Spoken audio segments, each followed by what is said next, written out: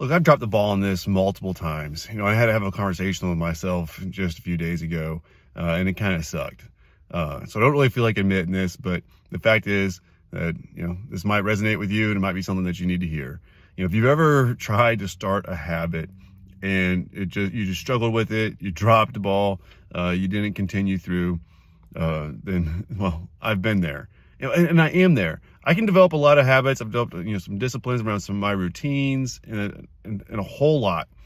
But there's one that it just seems to stay elusive, and that gives me a lot of challenge. And the kicker with it is I know that it will have a good impact for my goals and some of the big things that I want to accomplish in my life and things that are important to me.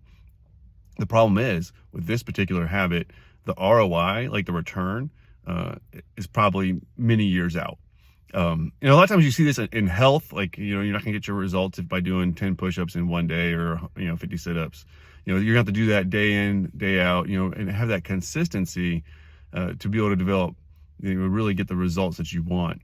Well, this one particular habit has to do with filing the material that and the notes that I take on the books that I read.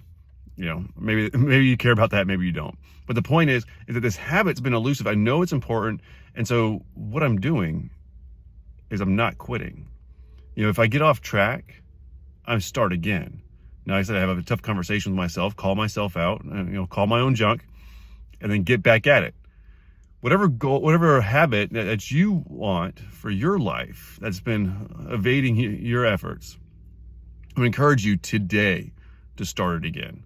Like, you're not gonna have a perfect path to get there. No, whatever goal, whatever things you're trying to do, whatever discipline you're trying to have, you're probably gonna get knocked off a little bit. You're gonna fall off the horse, but you got to get back on it.